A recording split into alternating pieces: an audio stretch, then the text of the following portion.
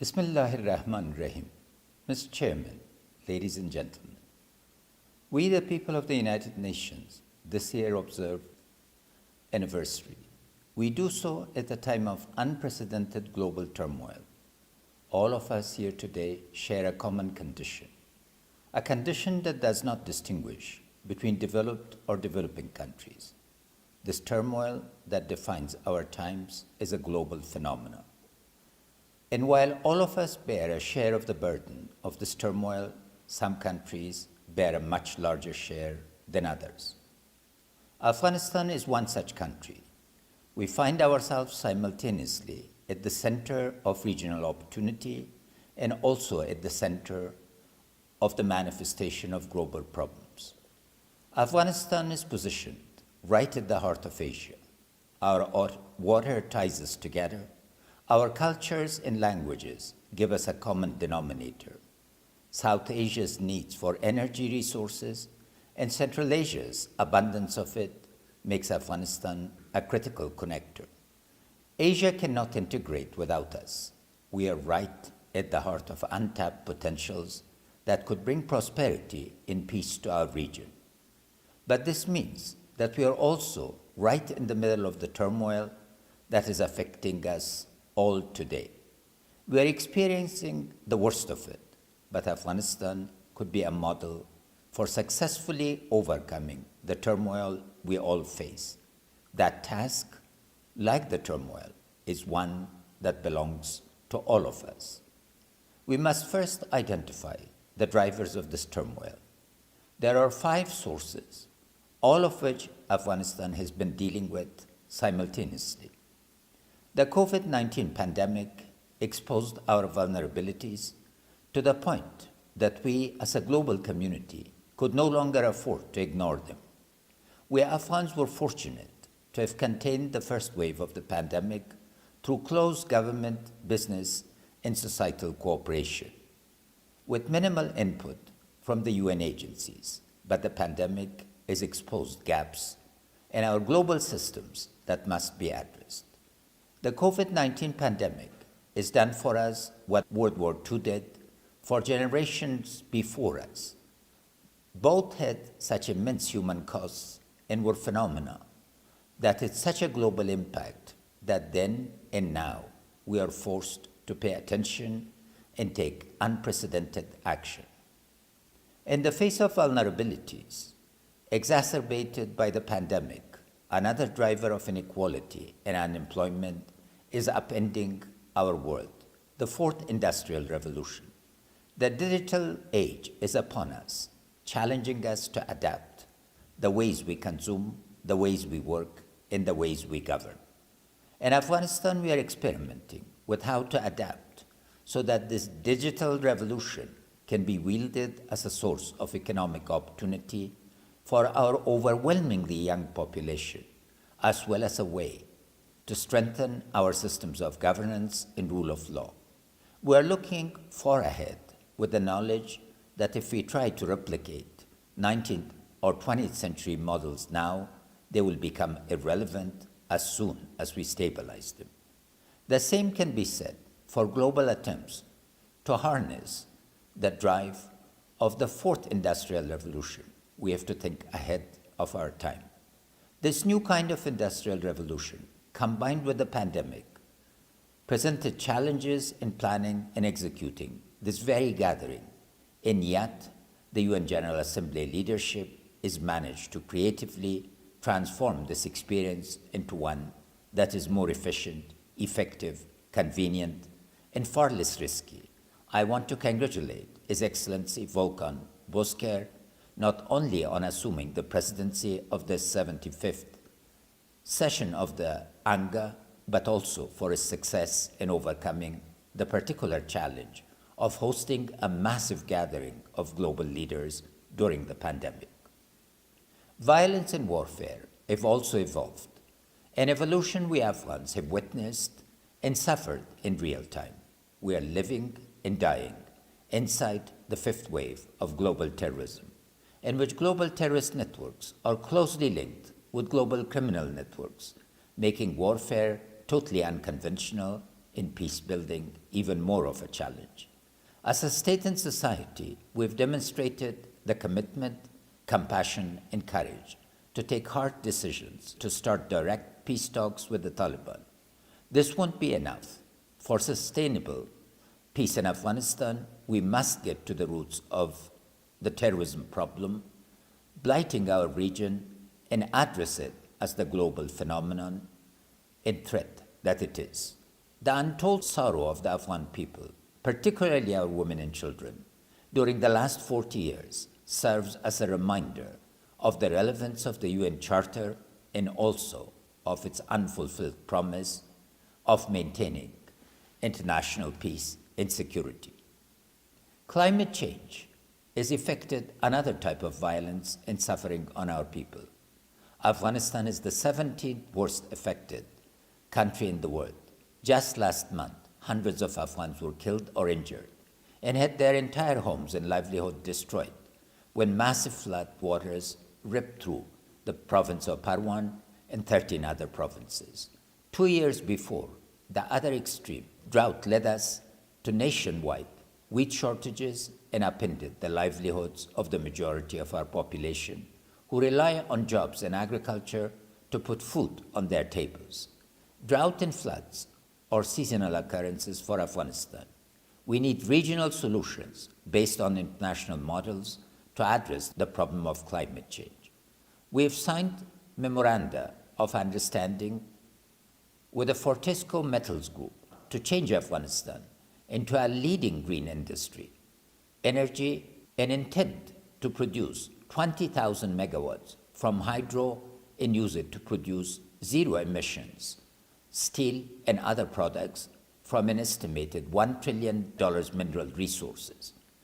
We are also in discussions with other corporations to turn 70,000 megawatts of wind and 220,000 megawatts of solar into renewable energy, thereby becoming a hub for renewable energy and green industry in the region.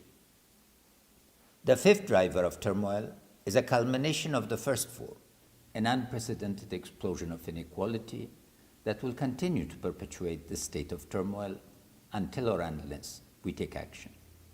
In Afghanistan, we are focusing on human capital and human security to create the equality of opportunities for our fellow citizens and societal stability for our people.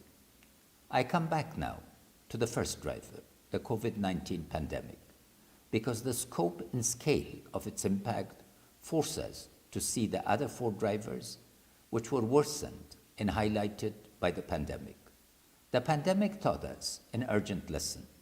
We can no longer ignore these drivers. The cost of our inaction is uncertainty. We are asking ourselves at this General Assembly, what kind of future do we want to live in? In truth, the extreme levels of uncertainty make the future very difficult to predict. But if I were to try and address that question, my answer would be simple. We have to get back to basics. We have to go back to the foundational values of the United Nations and the documents that enshrine them, the UN Charter and the Universal Declaration of Human Rights. And we have to fulfill these yet unfulfilled promises. The future must hold, to quote the preamble of the Universal Declaration of Human Rights, recognition of the inherent dignity and of the equal and inalienable rights of all members of the human family, which is truly the foundation of freedom, justice, and peace in the world. These values have been embraced the world over. The Universal Declaration of Human Rights is today universal discourse. Its values have been reflected in almost all state constitutions since the demise of the Soviet Union. But these values have not been actualized. These should not be lofty ideals and aspirations of the international community. They should be achievable goals. In Afghanistan, they are urgent and real problems we grapple with daily. What will it take to fulfill these promises of peace, prosperity, dignity, justice, and freedom? To shape our shared future in a direction that will fulfill these promises for all of us will take unprecedented acts of cooperative and coordinated actions at all levels of the global villages, community, economy, and governance. We need frameworks for the future that present pragmatic solutions for collectively addressing and solving the 5 drivers of turmoil, particularly global terrorism and climate change. This will require the type of imagination and leadership that give us the Universal Declaration of Human Rights, the UN Charter, and the capabilities that overcame the global turmoil inflicted on the world by World War II. With these frameworks in place, we can get back to the foundational basics that the United Nations was created to address in the first place. The United Nations that we need is an organization with the authorities, capabilities, capitals, and commitments to fulfill the purposes and principles of this charter. I would like to commend His Excellency Secretary General Guterres for the progress made so far in his reform agenda for the UN.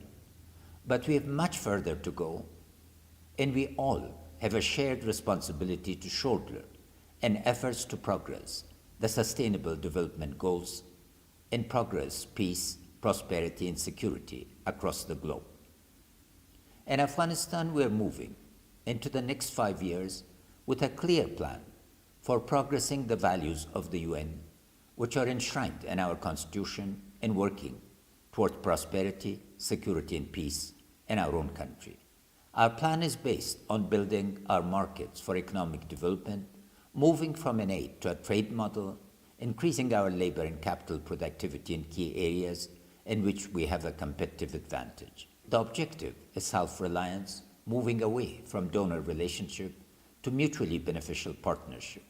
At the same time, we will invest in strengthening state governance structures to create an environment conducive to growth.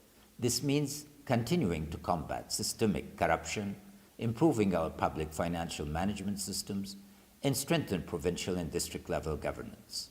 We are looking closely at the gaps and weaknesses exposed by the pandemic and strengthening our systems for the long term. Though we are facing multiple drivers of turmoil all at once in Afghanistan, above all, peace remains our most urgent and important priority. There's a passage from the UN Declaration of Human Rights that encapsulates our current goals for peace in Afghanistan. We want to save succeeding generations from the scourge of war, which twice in our lifetime has brought untold sorrow to mankind, to unite our strength to maintain international peace and security. The role of the United Nations in standing for our shared values throughout the peace process is absolutely critical, and we thank the United Nations for their support so far throughout this arduous process. We thank the UN for their call for a global ceasefire. The role of the UN and our international partners and allies will continue to be extremely important as our negotiating team sits across from the Taliban in Doha. At those talks, the Afghan people have a clear and urgent priority, a ceasefire. An urgent end to the violence will more than anything else give us a chance to progress. I would like to take this opportunity to call on every member of the General Assembly and the permanent members of the Security Council to help us achieve the end state of a sovereign, united, and democratic Afghanistan, at peace with itself in the region, capable of preserving and expanding the gains of the last 19 years. A democratically stable and prosperous Afghanistan will be an example of how our collective will can overcome the turmoil and uncertainty that defines our world today. Thank you.